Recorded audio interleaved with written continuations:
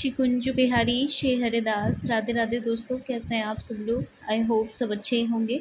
देखिए, अभी तक आपने कृषु के चैनल को सब्सक्राइब नहीं किया है तो प्लीज़ कृषु के चैनल को सब्सक्राइब कर लीजिए, बेल आइकन भी प्रेस कर लीजिए, जिससे लाला की जो भी न्यू वीडियोज़ होंगे उसकी नोटिफिकेशन आपको ईजिली मिल सके। तो आज का हमारा जो टॉपिक है वो बहुत इंपॉर्टेंट टॉपिक है, और आज मैं वीडियो में जिस टॉपिक पे बात करने वाली हूँ वो ये है कि आप लाला की जो मूर्ति है उनका चुनाव कैसे करें, और जब लेने से पहले क्या क्या सावधानियां आपको रखनी बरतनी है। तो बहुत सारी चीज़ें आज के हम वीडियो में डिस्कस करेंगे, तो प्लीज़ वीडियो के एंड तक बने रहिएगा। अगर आपको जानना है कि लाला का श्री विग्रह लेने से पहले, लाला की मूर्ति परचेस करने से पहले हमें किन किन बातों का ख्याल रखना है। दूसरी बात ये कि मुझे अच्छा नहीं लगता है लाला को मूर्ति कहना, लेकिन देखिए सामने वाले को जैसी टोन समझ में आती है हमें उसी टोन में बात करना पड़ता है कभी कभी, क्योंकि अगर हम लाला को, लोग जल्दी से एक्सेप्ट नहीं करते हैं चीज़ों को, इसलिए हमें ये वर्ड तो यूज़ करना ही पड़ेगा। तो लाला की मूर्ति लेने से पहले आपको किन किन बातों का ध्यान रखना है और कैसा चुनाव होना चाहिए आपका, जिसका रिज़ल्ट फिर ऐसा हो कि क्या ही कहने। तो देखिए, पहली बात तो ये है कि जब हम, पहले तो हमें पता ही नहीं चलता है, जब हम लाला को लेने जाते हैं तो हमारे माइंड में बहुत सारी चीज़ें चलती हैं कि हमारे लाला ऐसे होंगे वैसे होंगे। लेकिन मेरे अनुभव से मैं बता रही हूँ आपको कि जब हम उनको लेने जाते हैं तो उस टाइम हमारी कंडीशन चुनाव करने वाली नहीं होती है कभी कभार, क्योंकि जब कृषु हमारे घर आए थे तो हमारी कंडीशन नहीं थी कि हम उनका सिलेक्शन कर सकें। तो ये तो हमारे लिए गॉड गिफ्ट है कि लाला इतने प्यारे ही आए हैं। लेकिन अगर आप पहले से अवेयर हैं तो आपको थोड़ा सा चुनाव में कुछ बातें ध्यान रखनी है। वो आप क्या क्या रख सकते हैं वही मैं शेयर करूँगी। तो सबसे पहली बात जो मेरे माइंड में आती है वो यही आती है कि कभी भी आप, अगर लाला आपके घर पे नहीं है और आप लाला को लाने का सोच रहे हैं, तो सबसे पहले आपको तो वृंदावन से ही लाना है। ये मेरी हमेशा से एडवाइस रही है कि आपको जो है अपने लाला को जो है वृंदावन से ही लेके आना है। एक बात आपको गांठ बांध लेनी है कि आपको अपने लाला का चयन वृंदावन से ही करना है। क्यों? इसके पीछे कारण बहुत सारे हैं, क्योंकि वृंदावन के जो भक्त हैं, जो श्री विग्रह बनाते हैं, उनको कहीं ना कहीं पता होता है कि हमें लाला का जो चुनाव भक्तजन करते हैं उस अकॉर्डिंग वो बनाते हैं श्री विग्रह को।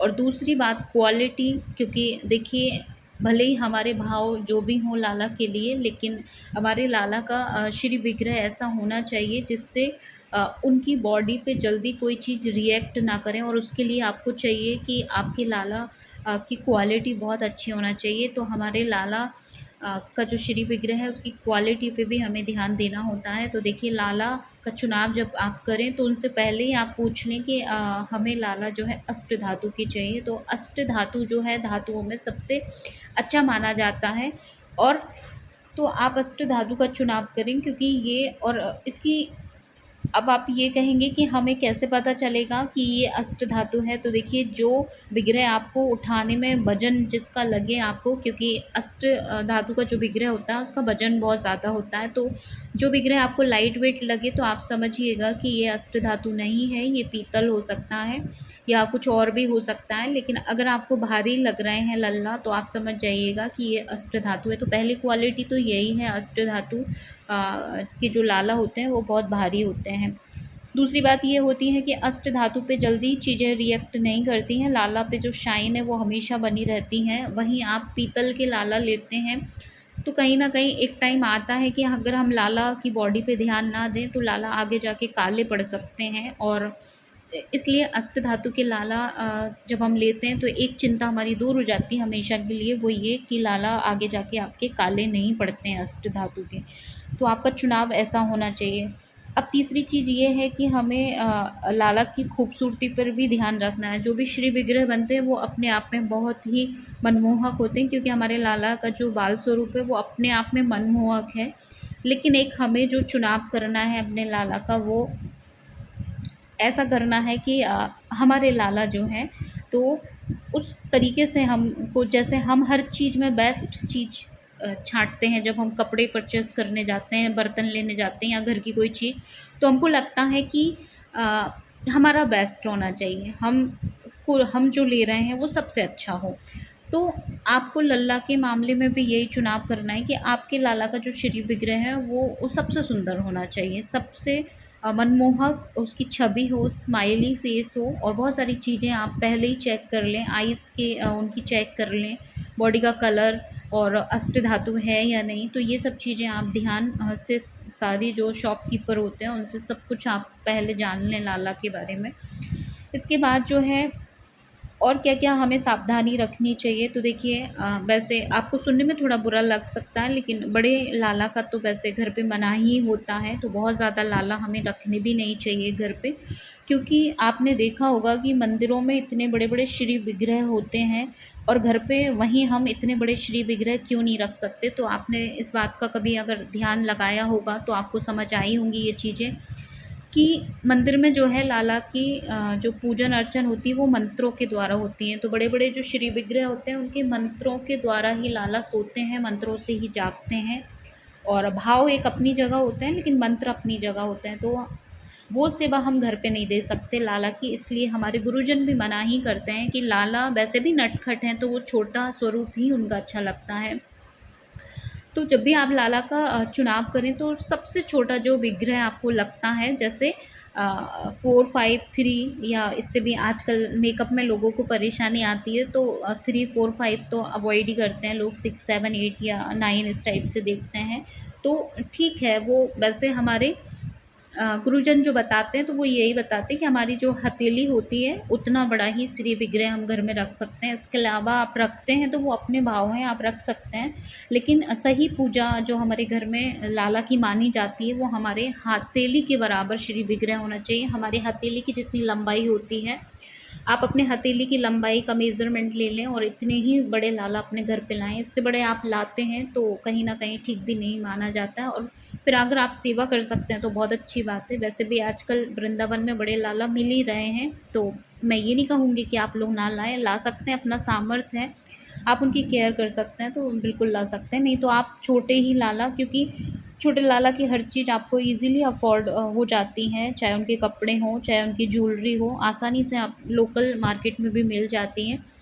लेकिन वहीं आप बड़े लाला के लिए अगर आप चीज़ें जुटाते हैं तो आपको काफ़ी मेहनत और बहुत सारी वो लग जाती है, तो आपका बहुत सारी चीज़ों अगर आप अफ़ोर्ड कर सकते हैं तो बहुत अच्छी बात है, नहीं कर सकते तो आप अवॉइड करें कि आप बड़े लाला। और दूसरी बात ये है फाइबर के लाला, तो ग्रंथों ने हमारे ने प्रूफ दिया है कि हमारे जो लाला, भगवत गीता में ही प्रभु ने बोला है, मुझे श्लोक याद नहीं आ रहा है कौन सा है, तो भगवत गीता में ही हमारे कन्हैया ने बोला है कि मैं जीवन जो रहता हूँ वो कौन कौन से धातु में रहता हूँ, तो उन्होंने पीतल और अष्ट धातु और एक दो धातु और बताए हैं। इनमें पत्थर की जो विग्रह होते हैं सारे ही विग्रहों में हमारे लाला जीवंत होते हैं, अष्ट धातु में होते हैं, पीतल में होते हैं। इसके अलावा अगर कोई भी प्रोडक्ट के आप लाला लेते हैं तो वो जीवंत नहीं माने जाते हैं, तो शास्त्रों की बातें हमें कहीं ना कहीं थोड़ी माननी पड़ेगी। बाकी आपके भाव हैं, फिर आपके भाव के आगे तो हर चीज़ फेल है,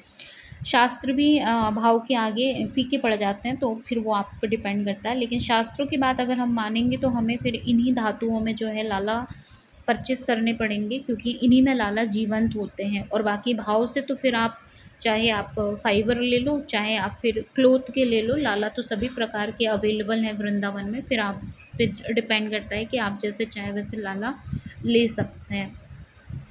इसके बाद हम और बहुत सारी चीज़ें, बस यही सारी चीज़ें थी कि आपको लाला का श्री विग्रह चुनाव करने से पहले बहुत सारी चीज़ें आपको ध्यान रखनी, वो यही सारी बातें थी। मेकअप का आपके ऊपर डिपेंड करता है, चाहे तो आप लाला का परमानेंट मेकअप करवा लें, और कोडिंग वाले लाला जो ब्लैक कलर के हमारे जो लाला मिलते हैं उनका श्री विग्रह भी आप अवॉइड ही करें, आप घर पे ना रखें तो सही है, क्योंकि श्याम रंग के लाला की सेवा जो है थोड़ी मुश्किल होती है, क्योंकि श्याम रंग के लाला की सेवा थोड़ी मेहनत से होती है, तो अवॉइड करें, आप श्याम रंग ना रखें घर पे, क्योंकि लाला आप इसी कलर के लें, येलो टोन में ही लें, क्योंकि श्याम रंग की सेवा हमसे घर पे नहीं हो सकती है। तो ये चीज़ आप चाहें तो अवॉइड कर सकते हैं। और श्याम रंग की लाला आप लेंगे भी तो आपको बहुत सारी प्रॉब्लम फेस करनी पड़ेंगी। वो ये है कि कोडिंग कई सालों बाद छूट जाता है।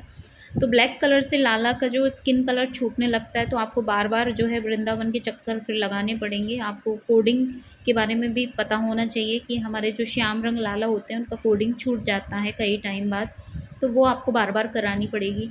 परमानेंट जो मेकअप होता है कई बार वो भी छूटने लगता है, तो चाहे तो आप अपने लाला का घर पे मेकअप कर सकते हैं, तो आप फिर ज़रूर अवॉइड करें। और अगर आप मेकअप करे हुए लाला ले रहे हैं तो फिर कोई दिक्कत नहीं है, फिर आप ले सकते हैं। उसमें आपको फिर सारी मेहनत आपकी जो है, पर लाला को श्रृंगार करने का जो एक अपना ही मज़ा है वो अलग ही है, क्योंकि हमारे मंदिरों में भी लाला का श्रृंगार अलग से होता है। भले ही चाहे उनकी आईज़ और उनका काजल सब लगा होता है, लेकिन हमारे गोस्वामी जन जो होते हैं वो अलग से चंदन सेवा देते हैं और अलग से हमारे लाला को सजाते हैं। तो लाला वैसे भी हमारे घर पे हमें सेवा देने ही आते हैं। जब आप हर चीज़ परमानेंट करवा लाएंगे तो फिर आप करेंगे क्या उनका लाला को घर पे लाके। तो लाला को ये छोटी छोटी सेवाएं अच्छी लगती हैं। आप खुद से उनका श्रृंगार करें, खुद उनका मेकअप करें, खुद अपना आर्ट जो है ट्राई कर सकते हैं आप लाला पे। और चंदन से लाला के बहुत खूबसूरत खूबसूरत मेकअप किया जा सकता है। तो आप हो सके तो अवॉइड करें कि आप परमानेंट मेकअप वाले लाला ना ही लें। आप खुद से उनका श्रृंगार करें, वो अच्छा है। कुछ बातें मेरी हो सकता है आप लोगों को राज ना आए, आपको लगे कि ये नहीं है, क्योंकि वृंदावन में तो लाला वैसे भी परमानेंट मेकअप वाले ही मोस्टली मिल रहे हैं। पर ये सब चीज़ें चुनाव हमारे ऊपर डिपेंड करता है कि हम जाने से पहले कुछ चीज़ों का ध्यान रख सकते हैं, जिससे हमें लाला को लेने में थोड़ी सी हेल्प मिल जाए। किसी ने आपको गिफ्ट किए हैं लाला तो वो भी गलत नहीं माने जाते हैं। अब आ ही गए हैं लाला तो उनकी खुद की मर्जी होती है, तो आप ऐसे में भी उनको एक्सेप्ट कर सकते हैं। और लाला नहीं है तो आप जाके वृंदावन से ला सकते हैं। अब आपकी बहुत ही मजबूरी है, नहीं ला रहे हैं, तो फिर तो यही सजेस्ट करूँगी कि फिर चाहे आप अपने यहाँ से, पर तीर्थ स्थान की जो है महिमा अपने आप में बहुत होती है। लाला को फिर आप किसी तीर्थ से ही लेके आएँ, वो फिर सही माना जाता है। और वैसे तो वृंदावन से ही लाला लाएँ, क्योंकि वहाँ की महिमा बहुत ज़्यादा अपने आप में अलग ही है। तो जब भी आप सोचें कि आपको लाला लाना है तो वृंदावन से लेके आएँ। अब आपके पहले लाला कहीं और के हैं और अब आप सोच रहे हैं कि हम वृंदावन से ही लाला लाएँगे, तो ऐसी गलती बिल्कुल भी ना करें। जो लाला हैं उनको वैसे ही रहने दें। अब फिर गलती ना करें कि आपको बहुत सारे लाला का ढेर लगाना, ऐसा नहीं करना है, क्योंकि हमारे गुरुजन बिल्कुल मना ही करते हैं कि जब हम एक लाला में खूबसूरती नहीं ढूंढ पा रहे हैं तो फिर हम चाहे कितने ही हज़ार लाला ले आएँ, उनमें हम खूबसूरत फेस नहीं ढूंढ सकते। तो आपके लाला जो है जैसे हैं बेस्ट हैं, तो आप दूसरे विग्रह का सोचें भी ना गलती से, क्योंकि हमारे लाला को फिर हमारे भाव पता चल जाते हैं कि जब ये मुझको छोड़ के इतनी साल की मेरी जो सेवा है उसको छोड़ के जब दूसरे लाला लाने का सोच रहे हैं, तो कल को ये दूसरे लाला को भी छोड़ के तीसरे लाला का सोचने लगेंगे। तो ऐसे करके आप बहुत सारे विग्रह ना इकट्ठा करें, आपकी सामर्थ्य के हिसाब से एक लाला को आप रखें और उन्हीं में आप सभी चीज़ों के दर्शन जो है कर सकते हैं। तो दोस्तों कैसा लगा वीडियो, प्लीज़ कोई बात का बुरा न माने आपको। बाकी चीज़ें तो आपकी चॉइस पे हैं, बट मेरा एक सजेशन था वो मैंने आपके साथ शेयर कर लिया है कि लाला को लाने से पहले आप इन बातों का ध्यान रख सकते हैं। लाला का विग्रह चुनने से पहले आप ये ख्याल रख सकते हैं। तो दोस्तों हम मिलेंगे लल्ला के नेक्स्ट वीडियो में, तब तक सबको श्री कुंज बिहारी श्री हरिदास, राधे राधे।